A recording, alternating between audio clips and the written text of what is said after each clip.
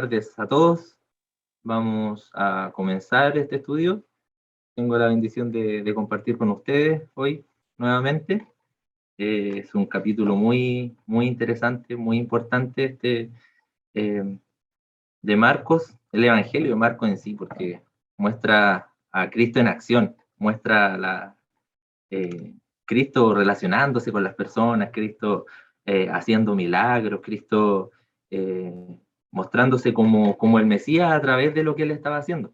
Así que muy interesante, les pido que puedan poner atención, que puedan tener su Biblia a mano. Hay algunos versículos bíblicos que los voy a citar y los voy a leer yo.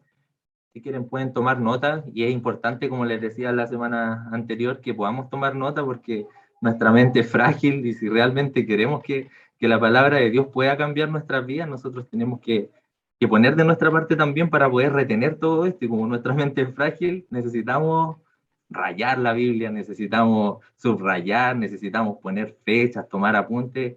Eso es bueno, eso nos va a ayudar mucho.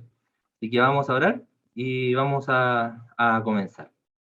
Gracias, Dios, te damos por esta tarde, por esta noche en la que nos permite estar aquí reunidos con nuestros hermanos del Ministerio de Varones. Te damos las gracias también porque Federico también puede estar con nosotros hoy día, habla su vida también. Gracias por los que estamos siempre también. Sigue animándonos a perseverar en ti, a mirar hacia ti y a ser más como tú, Señor. Necesitamos más de ti en nuestras vidas. Estamos viviendo en tiempos muy complicados y ayúdanos, Padre, a aprovechar estos momentos, ya que no podemos juntarnos presencialmente. Ayúdanos a disfrutar estos momentos de comunión, de aprendizaje, y aquí estamos, Señor, para que tú puedas ministrarnos y puedas hablar a nuestras vidas conforme a lo que tú quieras hablar a cada uno de nosotros, Dios. Gracias por esta gran oportunidad que nos das de poder estar aquí, Señor, de poder estar estudiando tu palabra aún libremente y más encima aquí calentitos cada uno en nuestras casas, Señor. Gracias por tu fidelidad. En el nombre de Jesús. Amén. Le puse a este estudio, ¿quién dicen ustedes que soy? Así le puse este estudio. Y bueno, cada uno de nosotros, de los que estamos aquí conectados hoy, tiene un testimonio. Si recibiste a Cristo como tu Salvador, si hoy estás acá, tienes un testimonio de vida. Dios por cada uno de nosotros hizo algo en algún momento de nuestras vidas. Bueno, ya desde el hecho de haber alcanzado nuestras vidas cuando estábamos sumidos en pecado, Él ya hizo algo por nosotros. Pero siempre también hay momentos que marcan nuestra vida. Siempre hay recuerdos que nosotros tenemos, cosas que marcaron nuestra vida, nuestro caminar como cristianos. Cada uno de nosotros ha tenido incluso que padecer por el Señor, de distintas formas, quizás burlas, quizás momentos difíciles, situaciones de prueba. Este estudio, vamos a estudiar hoy día Marcos capítulo 8, para que lo puedan buscar en sus Biblias. Vamos a estudiar desde los versículos 22 al versículo 30. Y en este estudio podemos ver dos puntos principales, dos escenas, dos escenarios distintos que tienen relación, pero que son importantes y que nos dejan una enseñanza práctica. La primera escena, el primer punto, es que quizás ahí en su Biblia sale un subtítulo y dice Jesús sana a un ciego. Y esto es desde el versículo 22 al versículo 26. Quizás lo dice de otra forma, pero Jesús hace una sanidad a un ciego. Y el segundo punto que vamos a ver, desde los versículos 27 al versículo 30, Jesús se revela como Mesías. En estos dos puntos vemos algo importante. En el primer punto, vemos que Jesús cura de manera progresiva a un ciego. Aquí lo vamos a ir viendo mientras desarrollemos. Y pareciera como que Jesús hubiera hecho un milagro a medias, pero este milagro es importante. De hecho, el primer milagro que Jesús hace sanando la vista de un hombre. Y este milagro tenía un doble propósito, que también lo vamos a ver. Y lo segundo es que, en el segundo punto, es que los discípulos comienzan a entender poco a poco quién es Jesús. ¿Recuerdan el estudio pasado que los discípulos no habían entendido el milagro de la multiplicación de los panes? Y ellos estaban preocupados de otras cosas. ellos todavía no entendían muy bien quién era Jesús, y de eso se trata este estudio. Hace 2 semanas, al final del capítulo 7, el pastor Alberto nos compartió cuando Jesús sanó a un hombre que era sordo-mudo.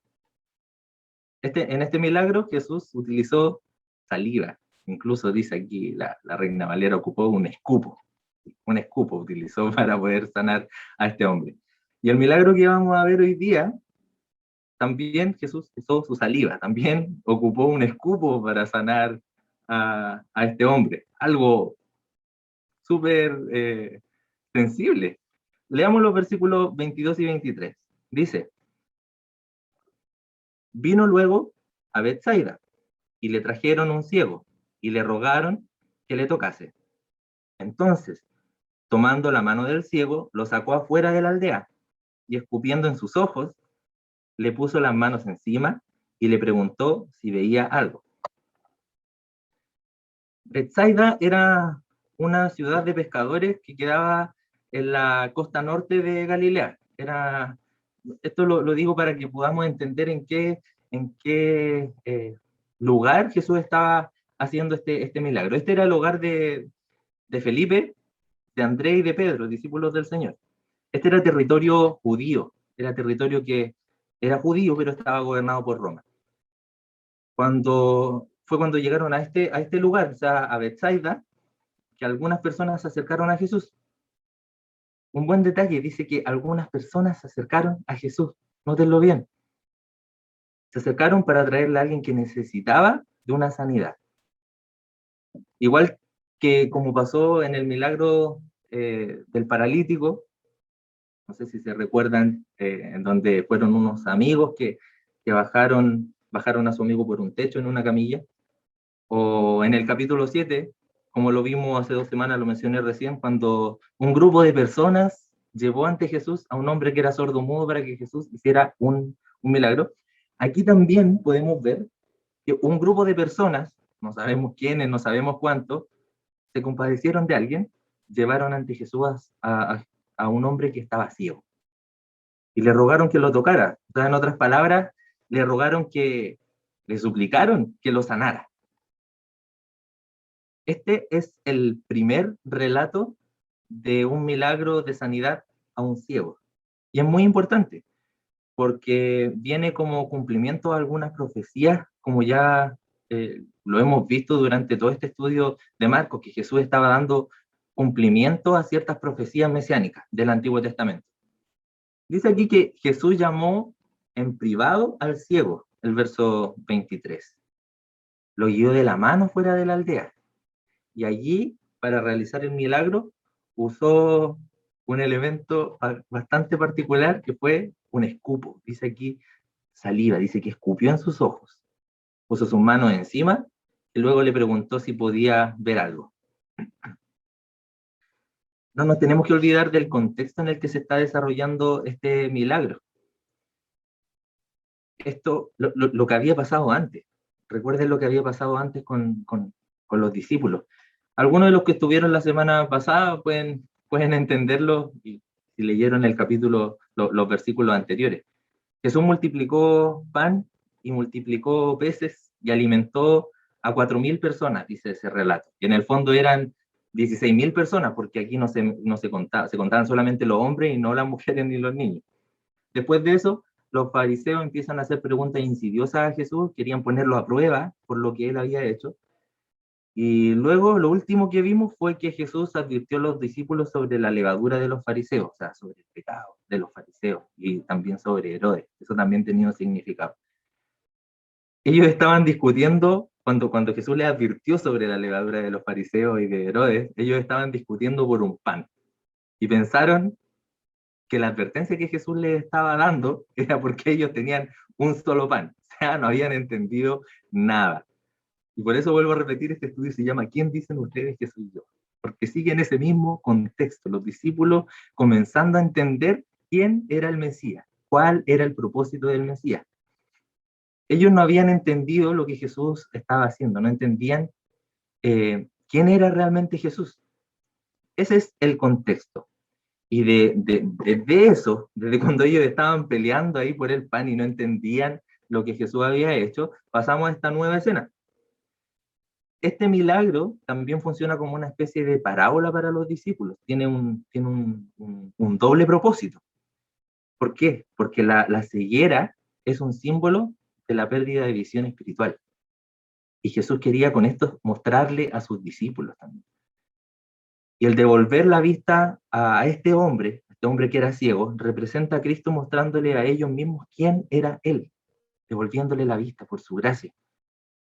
Este capítulo 8 termina con Jesús revelando su identidad y lo que iba a tener que padecer, cuál era su propósito. Esto es como la antesala de la preparación que estaba haciendo Jesús para revelar su identidad. Hay varias cosas importantes en estos dos versículos, pero quiero tomar solo dos cosas de estos versículos, y es que la primera tiene que ver con lo que dije al partir de este estudio, que cada uno de nosotros tiene un testimonio. Por cada uno de nosotros Dios hizo algo que marcó nuestra vida. La primera, un primer detalle que podemos ver acá interesante es que cuando Cristo sale al encuentro de alguien, disculpen, cuando Jesús sale al encuentro de alguien, voy a pararme. Ahí sí, disculpen.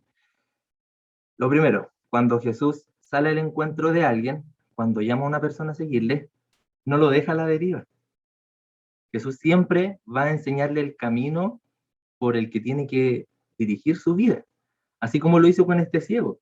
Jesús a nosotros nos llama a pasar tiempo con Él y nos enseña su camino, pero nosotros también necesitamos aprender de Él, necesitamos dejarnos sanar por Él. Eso es muy importante, necesitamos dejarnos sanar por Él. La saliva es algo bastante asqueroso.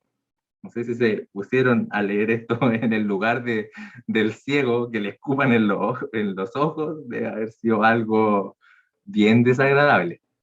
Pero es importante notar que este hombre dejó que Jesús interviniera en su vida, pese a lo asqueroso que pudo haber sido que le escupieran en los ojos.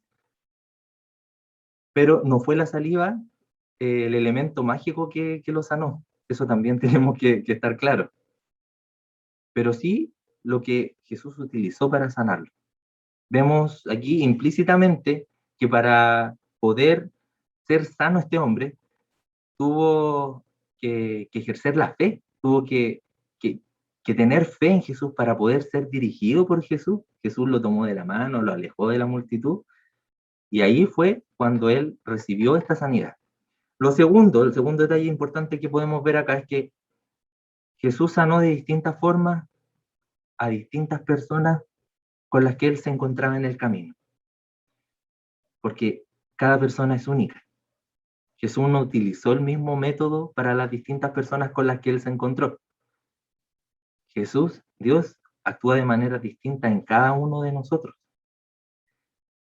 A pesar de que Él nos ve a todos por igual, porque nos ve a través del sacrificio de su Hijo, somos especiales para Él. Y Él obra de maneras distintas, de maneras únicas, en cada uno de los que estamos acá. Y de eso tenemos que estar conscientes. Me llama la atención la forma en que Jesús realizó este milagro, porque lo realizó de manera progresiva. Como dije al comienzo, pareciera como que no le hubiera resultado el milagro a la primera, porque tenía un doble propósito este milagro. ¿Por qué digo esto? Leamos el versículo 24 y 25. Dice, él mirando dijo, veo los hombres como árboles, pero los veo que andan. Luego le puso otra vez las manos sobre los ojos y le hizo que mirase. Y luego, y fue restablecido, y vio de lejos y claramente a todos. No es que Jesús se hubiera quedado corto de poder, no es que a Jesús no le funcionó el milagro que había hecho. El que no haya podido sanar a esta persona de una sola tanda, por decirlo de alguna forma, la manera progresiva en la que realizó este milagro de sanación se debe a que con esto Jesús les quería enseñar a sus discípulos. De alguna manera esto estaba ilustrando la condición espiritual de los discípulos. Ellos estaban progresivamente comenzando de a poquitito a poder percibir, entender la identidad de Jesús. Pero a menudo ellos parecían tener, como lo dice en el verso 18, lo vimos la semana anterior, ellos parecían tener ojos que no podían ver y oídos que no podían escuchar con claridad. Bueno, cuando Jesús le preguntó a este hombre si podía ver, él respondió que veía a las personas como árboles que caminaban. Él,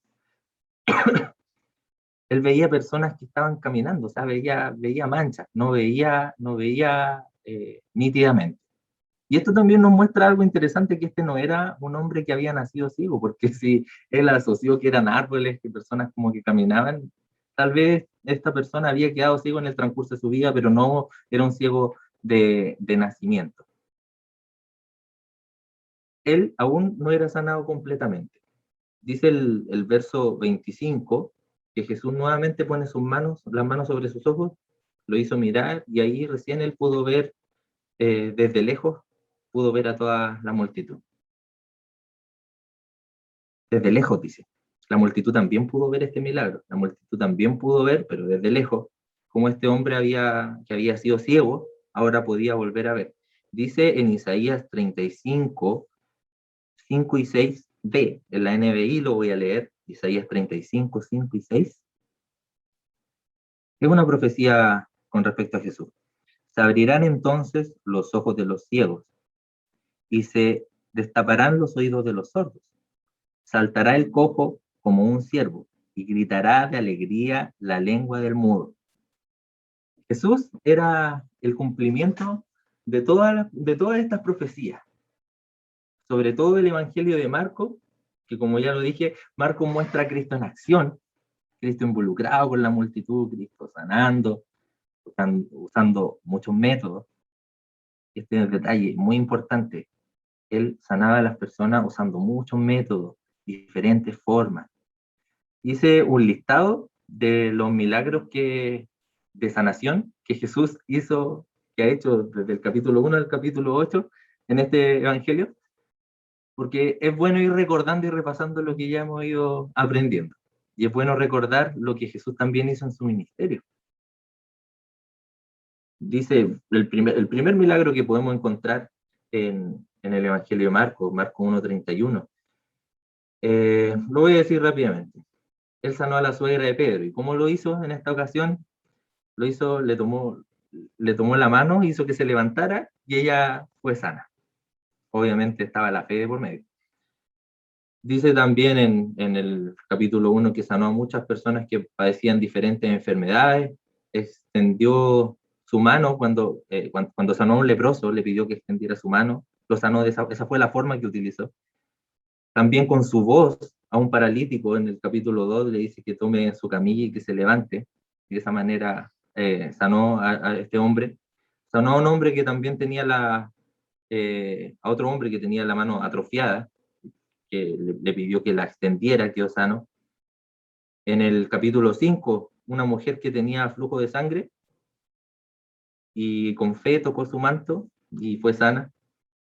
Sanó a la hija de Jairo, ordenándole con su voz que ella se pudiera levantar, la resucitó. En el capítulo 6, 6:56, registra que habían personas en Genesaret que fueron sanadas solamente con tocar su manto. Y lo último que vimos en el capítulo 7, cuando a un hombre sordomudo dice que le metió los dedos en la oreja y con saliva tocó su lengua y miró al cielo y dijo, ábrete, y el hombre pudo hablar. Jesús siempre obró de manera personalizada, conociendo, interesándose por cada una de las personas. Y hoy podemos ver lo mismo con nosotros. Jesús sigue sanando, aunque de distintas formas. Sigue utilizando distintas formas para poder realizar sanidades. Usa aún distintos métodos, pero en el fondo cuando ocurre una sanidad, y sobre todo en la vida de nosotros, que somos cristianos, que creemos en Él, es porque Él interfirió. No es porque nos sanamos por arte de magia. A ver, podemos decir es que a mí no me sanó el Señor. Yo lo he escuchado varias veces. No, a mí me sanaron los remedios que me tomé. Los remedios me sanaron. El tratamiento que recibí fue lo que me sanó. Los médicos que me trataron, gracias a ellos, yo estoy sano. Yo tengo que reconocer que soy fan de la serie médica, de médicos, y algo que siempre he notado, y me llama la atención cuando veo esta serie, es que cuando hay una enfermedad muy grave, cuando la situación se le escapa de las manos a los doctores, ellos siempre les recomiendan a las personas, a la familia, les dicen que si creen en Dios, si tienen fe, este es el momento de que puedan rezar. Este es el momento que puedan pedir a Dios que Él interfiera, porque ellos ya no pueden hacer nada. Dios siempre está atrás de cada sanidad y adelante también. O sea, es el primer recurso al que nosotros debiéramos acudir. Dios va a ocupar distintos métodos para poder sanar, pero Él es el que interfiere. Él siempre, Jesús, es el que tiene la última palabra en lo que nosotros podamos estar pasando. Él está interesado en nosotros y así como trabajó en cada una de estas personas de manera personalizada, también en nosotros, en Rodrigo, Marcelo, Claudio, Elías, todos los que estamos acá, Él trabaja de manera personalizada y no solo en una salud física, sino que también en una salud, puede ser mental, en una salud emocional y sobre todo en una salud espiritual. Él es el que interviene, quien, Él es quien nos puede sanar. Y en lo espiritual, tienes que creer que Él quiere sanarte. Lo único que tenemos que dejar, así como este ciego, es que tenemos que dejarnos ser intervenidos por Jesús. Tenemos que dejarnos ser intervenidos por Él. Confiar a ciega. Esta persona confió, no podía ver, confió a ciega en el Señor, se dejó intervenir por Él, aunque Él ocupó un método asqueroso para poder sanarlo, dejó ser intervenido por el Señor. Dios está en control de todo lo que podemos estar viviendo, de cualquier situación que podamos estar viviendo. Y es por eso que siempre tenemos que darle las gracias a Él, tenemos que darle la gloria a Él, porque de Él proviene todo lo que nos pueda estar pasando, no de los remedios son el método, los médicos son el método, el tratamiento es el método, pero Dios está ahí. ¿Podemos tener la certeza de eso? ¿Realmente creemos en eso? Dice el versículo 26, y lo envió a su casa diciendo, no entres en la aldea, ni lo digas a nadie en la aldea. Esto es clásico ya de Marcos, lo hemos leído en todos los milagros que Jesús ha hecho. No le digan a nadie lo que dice. Siempre que Jesús sanaba a alguien, le decía que no lo difamaran, que no lo hablaran, que no lo compartieran. Que le dieran la gloria a Dios, sí, pero que no lo compartieran, que no lo anden difamando. Esto es por la simple razón de que Jesús no quería ser conocido como un sanador, como el milagrero. Él no quería ser conocido con esta faceta, sino que él quería ser conocido como el Salvador, como el Mesías, quien estaba dando cumplimiento a las profecías del Antiguo Testamento. Y más que una sanación física, que igual es importante, él estaba dando una salvación espiritual, una sanación espiritual. Ese era el principal propósito de Jesús. La sanidad era parte del cumplimiento de las profecías, pero no era la meta, ni era el objetivo principal. Jesús no vino principalmente a sanar, sino que vino a salvar a los que eran esclavos del pecado, o sea, a cada uno de nosotros. Ese fue su misión, ese fue su objetivo principal. Este es un buen tip para que nosotros podamos diferenciar y también desenmascarar a predicadores charlatanes, mentirosos, que existen hoy y que a todo esto han estado bien calladitos durante toda la pandemia. Todo eso han estado bien guardaditos, no han hecho ningún milagro de sanación durante la pandemia. Un verdadero siervo, un verdadero hijo de Dios, eh, predica la palabra, predica el evangelio de las buenas nuevas, de las buenas noticias. ¿Y cuáles son esas buenas noticias? Lo primero es, para saber que estamos recibiendo una buena noticia, tenemos que saber que hay una mala noticia. Sí, hay una mala noticia para cada uno de nosotros y para toda la gente de este mundo. Hay una mala noticia. Y es que sin Cristo somos esclavos del pecado. Nuestra justicia, o sea, las cosas justas que nosotros queramos hacer, dice la Biblia que son como un trapo de inmundicia a los ojos de Dios. Vamos a fallar. Aunque lo intentemos 1000 veces, tengamos las mejores de las intenciones, por nuestro propio esfuerzo no podemos ganarnos el cielo, porque no es algo que depende de nosotros. Esas son las malas noticias, estamos destituidos de la gloria de Dios. Y lo segundo, que es lo que nosotros tenemos que anunciar, son las buenas noticias, o sea, el evangelio. La paga del pecado es la muerte y la destitución de la presencia del Señor. Pero Cristo tomó nuestro lugar. Esas son las buenas noticias. Él tomó nuestro lugar. La paga era la muerte. Él murió por nosotros. Para que a través de su sacrificio, Dios nos mire sin defecto, a través de Él. Y podamos ser aceptos ante Dios por fe. Esas son las buenas noticias. Eso es lo que nosotros tenemos que anunciar. Eso es lo que nosotros tenemos que predicar. Y no solamente las personas que les toca compartir que tienen la oportunidad, la bendición de compartir la palabra, sino que como creyentes, esa es nuestra tarea, nuestra labor, anunciar el evangelio. Pero lamentablemente hay muchas personas que deciden y prefieren obviar eso. Incluso en muchas congregaciones, en muchas iglesias, no se habla del pecado.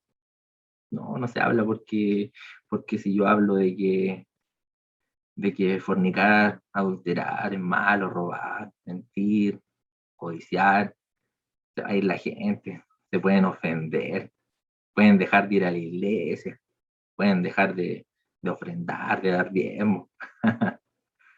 Hay mucha gente que piensa así, lamentablemente, y no hablan del evangelio, no hablan de que había una mala noticia y el evangelio viene como una buena noticia, que es la salvación para nuestras vidas. Muchas personas se predican a ellos mismos, predican los milagros que pueden hacer, los demonios que pueden andar cazando. Yo me acuerdo que cuando era chico, antes de llegar a la capilla, eh, llegamos a otra iglesia cristiana. Y yo era chico, no me acuerdo muy bien, pero mi mamá me contaba que a veces salíamos a las calles, un viernes, qué sé yo, y salíamos a las calles a cazar, a reprender, a cazar, digo, a reprender demonios. Y era literalmente así. Yo me acuerdo, igual una hermana decía, miren, allá arriba del poste hay un demonio, que reprende, y empezaban a reprender el demonio que andaba arriba del árbol, andaba, pero, ay, ay, ay. Gracias a Dios salimos de ahí. Después esa iglesia empezó a hacer campañas de milagros, campañas de sanidades, los típicos afiches que muchos de nosotros, lo más probable es que hayamos visto pegados por ahí. Gran cruzada de milagros y sanidades, hoy noche de sanación. En vez de compartir del Señor, en vez de compartir las buenas noticias. Pero ojo que no solamente erramos ni pecamos cuando predicamos este tipo de cosas. Erramos y pecamos cuando predicamos cualquier cosa que no sea el Evangelio. La gente de este mundo necesita conocer al Señor. Lo necesita conocer y ellos aparentan que están bien, autosuficientes, pero ellos no tienen la esperanza que tenemos nosotros. Ellos no conocen al Señor realmente y necesitan conocerlo.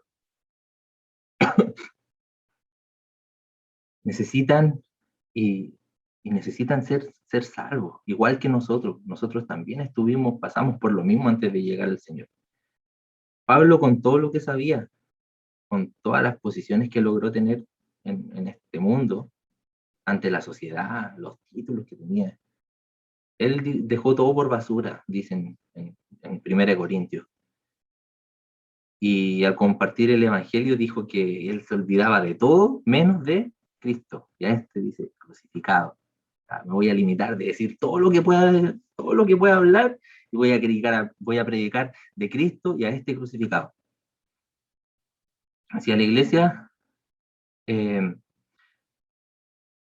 lo escuché en un estudio hace tiempo, que un pastor decía que si a la iglesia traemos a personas con métodos carnales, atraemos a personas carnales que seguirán siendo carnales y les va a costar más seguir a estas iglesias que traen a personas con métodos carnales, les va a costar seguir entreteniendo a estas personas con el enganche, con lo que sea. O sea, nosotros lo que tenemos que hablar es el evangelio. Sí, hay métodos, hay formas, pero esas son cosas secundarias. El evangelio es lo principal. Cuando le hablamos a una persona del evangelio, eso va a ser distinto. Así como lo hizo Jesús cuando abrió los ojos de este hombre, Jesús también, Dios a través de la palabra va a abrir los ojos de las personas que estén ciegas espiritualmente. Versículo 27. Dice, salieron Jesús y sus discípulos por las aldeas de Cesarea de Filipo. Y en el camino preguntó a sus discípulos diciéndoles, ¿quién dicen los hombres que soy yo? Esta es la segunda parte del estudio. Jesús empieza a revelar de a poquitito su misión, su objetivo como Mesías. Porque muchos sabían, y aquí lo vamos a ver, que decían, sí, tú eres Mesías, tú eres el Cristo. Ya, pero ¿cuál es la responsabilidad, la misión de este Cristo, de este Mesías? Las aldeas que se mencionan acá, Cesarea de Filipo, quedan a unos 40 metros, a unos 40 kilómetros al norte de la ciudad de Bethsaida, de donde estábamos situados recién en el milagro del ciego. Esto queda a los pies de un monte, del monte Hermón, donde nacía el río Jordán. Ellos habían trasladado, ya iban caminando. Bethsaida era territorio judío, donde se desarrolló la escena anterior. Cesarea de Filipo era un territorio pagano. Ya salieron de un territorio judío a un territorio pagano. Y mientras iban caminando, mientras él iba caminando con sus discípulos, les hace esta pregunta. Como hace la gran pregunta, la pregunta del millón. Ya ellos habían visto muchos milagros que Jesús venía haciendo. Pero ahora la pregunta del millón, para saber si realmente ellos habían entendido quién era. Y le preguntan, ¿quién dicen los hombres que soy yo? Esta pregunta es muy importante en el Evangelio de Marcos, porque marca el centro temático, el centro teológico de este Evangelio. ¿Quién es Jesús? En este Evangelio de Marcos, Jesús, a partir de este momento, de esta pregunta, comienza a revelar su identidad y su objetivo a los más cercanos, a los discípulos. Entonces, desde aquí, desde este punto en adelante en el Evangelio de Marcos, vamos a ver un escenario distinto. Ya Jesús reveló que era el Mesías, reveló su misión, que iba a tener que morir, que iba a tener que resucitar. Versículo 28. Ellos respondieron, unos Juan el Bautista, otros Elías, y otros alguno de los profetas. La pregunta, la respuesta que le entregaron los discípulos correspondía a la opinión popular, a lo que la gente decía, a la opinión generalizada sobre la identidad de Jesús. Algo así como para los que se manejan en Twitter el trending topic. Lo que decía la multitud, lo que decía la gente, lo más hablado en el momento, lo que era tendencia. ¿Quién dicen los demás que soy yo? Herodes creía que que era Juan el Bautista. Mateo 14, 1 al 2. Lo voy a leer rapidito en la versión NBI. Dice: en aquel tiempo Herodes el tetrarca se enteró de lo que decían de Jesús y comentó a sus sirvientes: ese es Juan el Bautista, ha resucitado, por eso tiene poder para realizar milagros.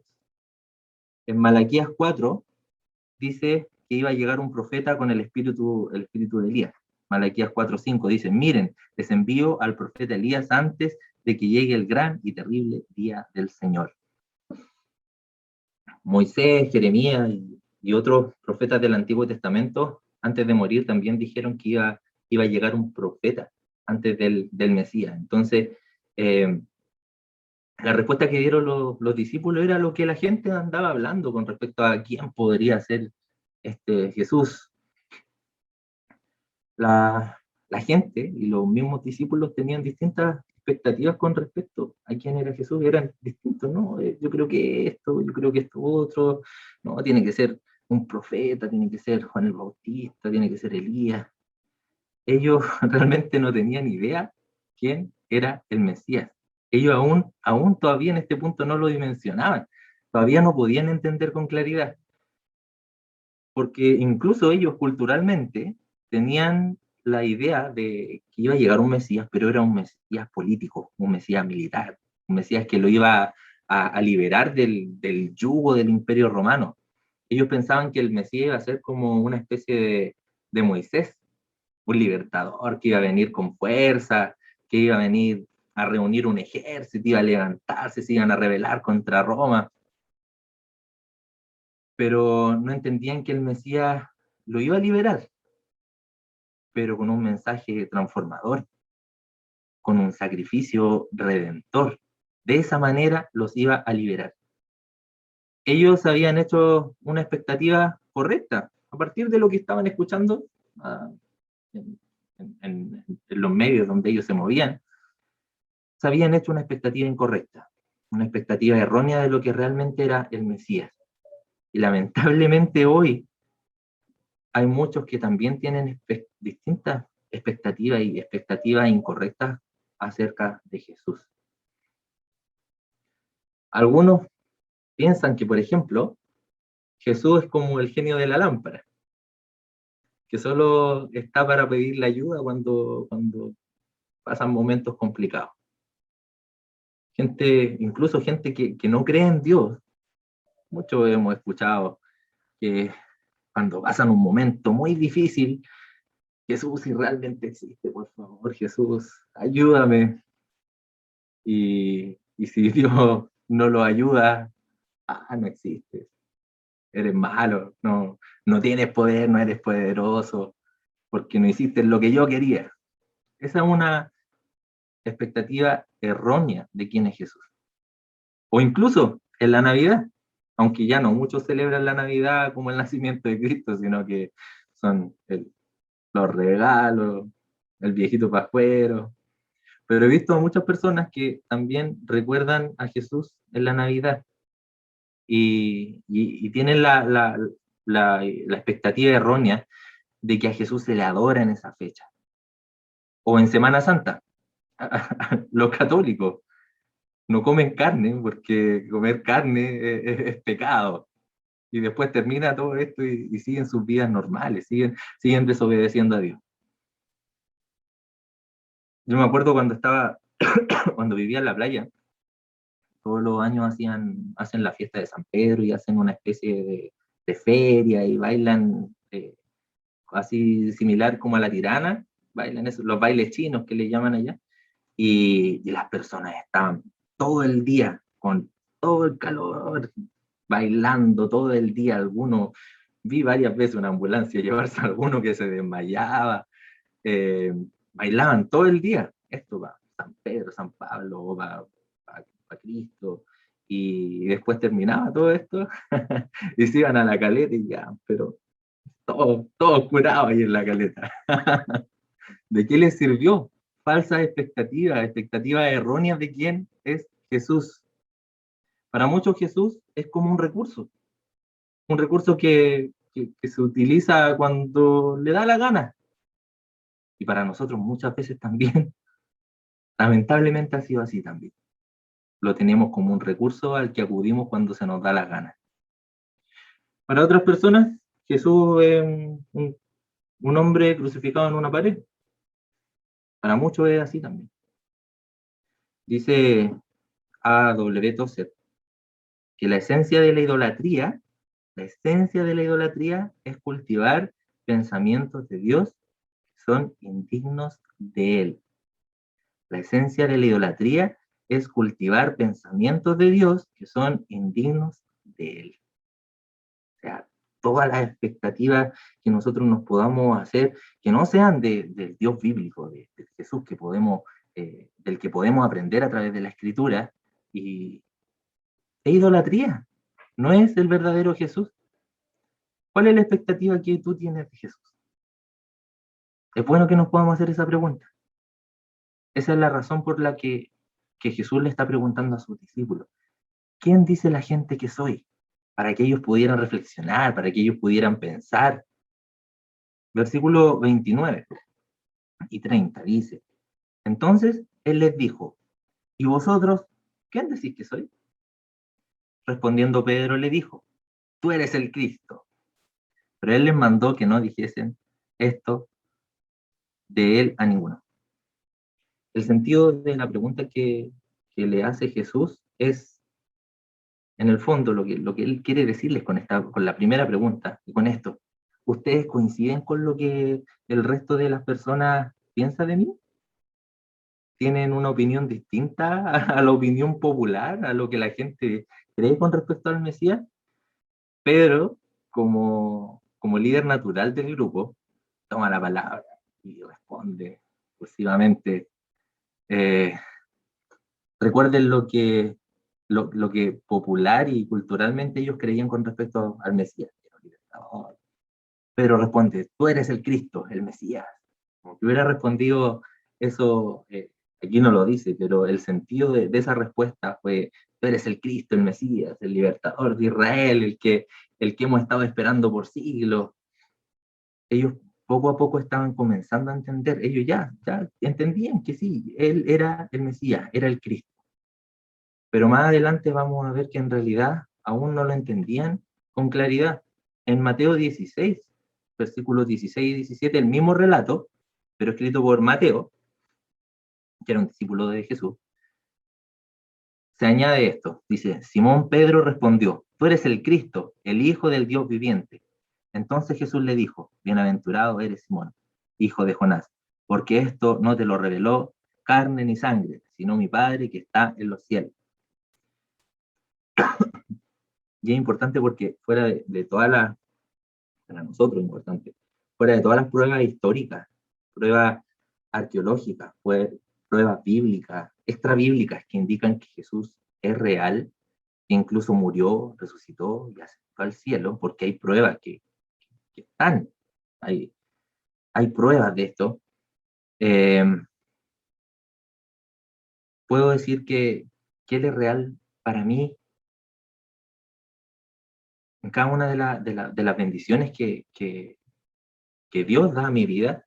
Él revela que es el Salvador, que es el Redentor de nuestros pecados.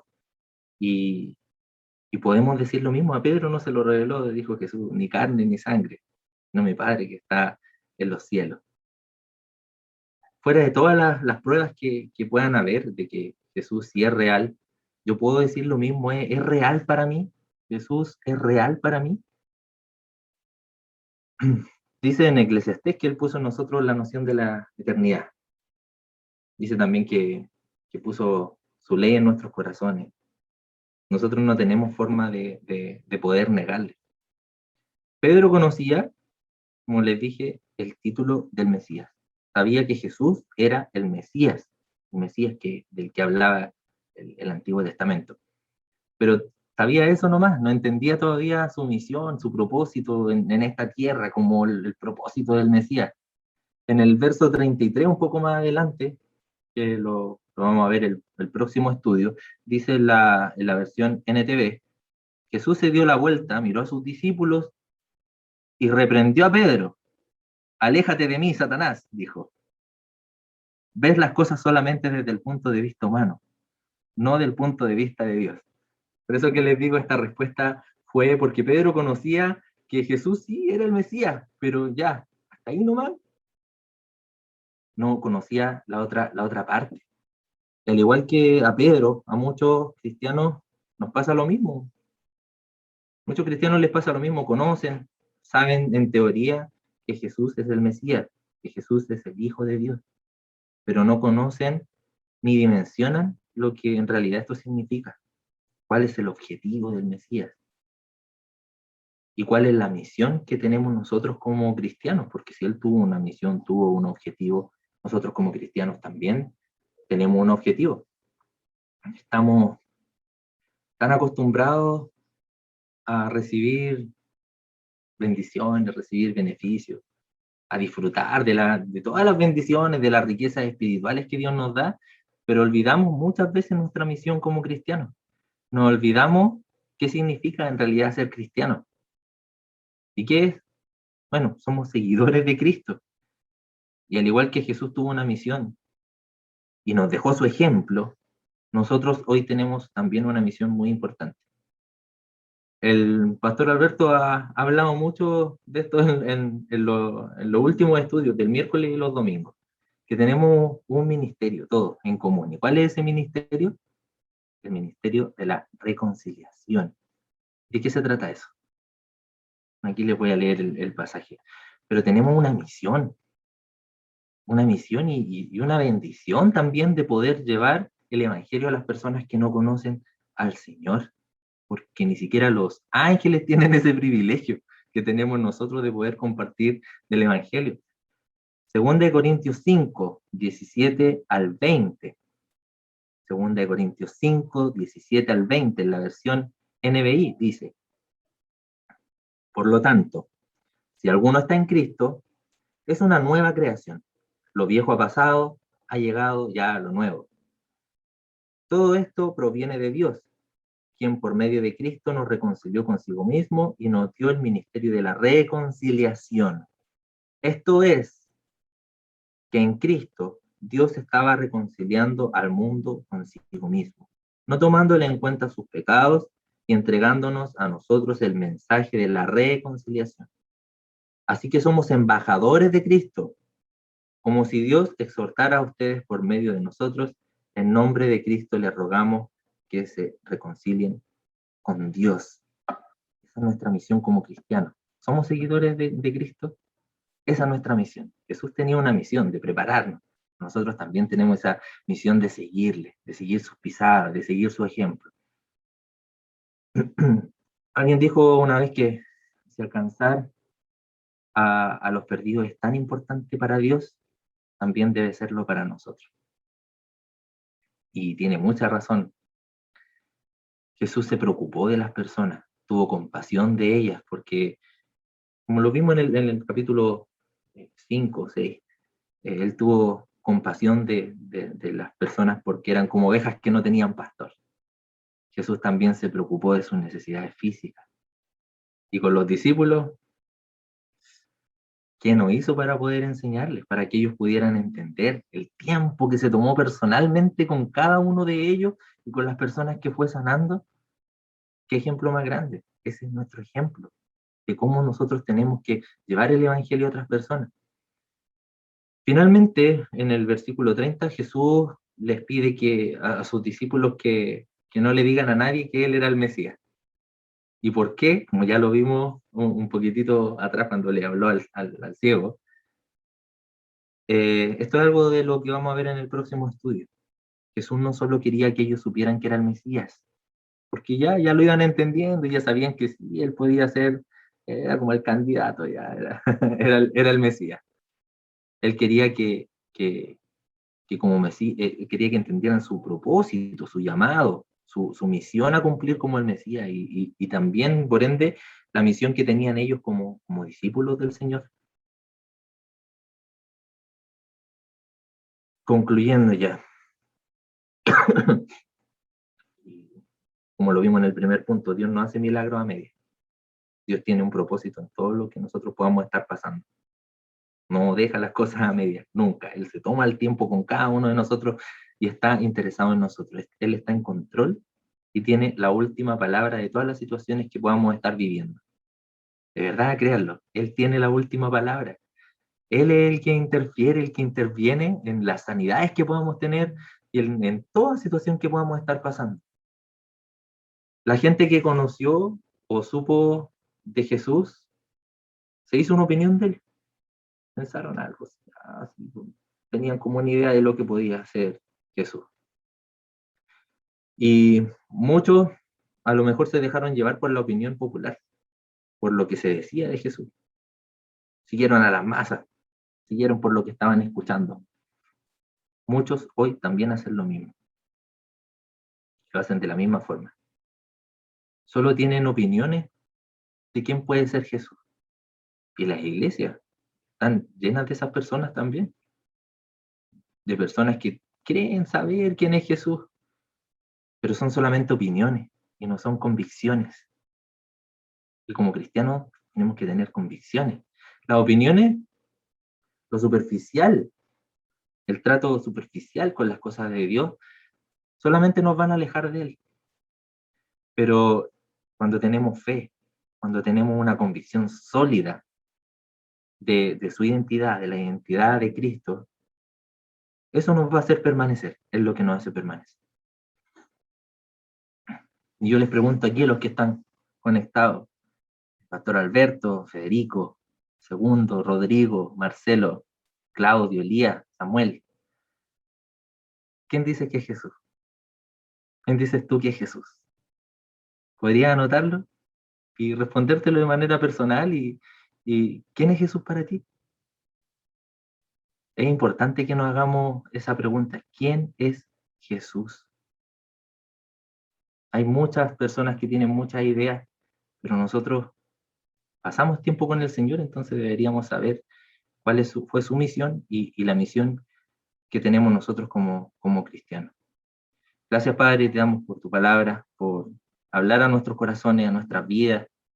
Ayúdanos a entender realmente quién eres, Señor, y no dejarnos llevar por la opinión de las masas, de la gente, con respecto a quién puede ser un cristiano, quién puede ser tú, sino que a través de nuestra relación personal contigo nosotros podamos realmente entender quién eres y qué quieres de nosotros, Señor. Ayúdanos, Padre, por favor, a, a dejarnos ser intervenidos por ti, así como ese ciego dejó que tú pudieras intervenir en su vida para sanarlo. Ayúdanos a nosotros también a dejar todas esas cosas que son estorbo y que solamente nos apartan de ti y no dejan que tú puedas trabajar en nosotros, Señor. Ayúdanos, Padre, por favor, a no dejarnos llevar por la corriente de este mundo, la corriente de la masa incluso, Señor, porque hay, hay tanta influencia mundana, tanta influencia pagana que nos quiere apartar de ti. Necesitamos poder tener una relación sólida contigo, no basada en las opiniones, sino que basada en las convicciones. Por favor, ayúdanos, Dios, llénanos de tu Espíritu Santo y sigue ministrando nuestras vidas. Ayúdanos a hablarles de ti a otras personas, a cumplir este ministerio de la reconciliación que nos has encomendado a cada uno de nosotros. Gracias por ser nuestro Padre bueno, gracias por ser nuestro Padre fiel y porque nos recuerda a través de este estudio también que tú tienes la última palabra en toda situación, Señor. Gracias, Dios, en el nombre de Jesús. Amén.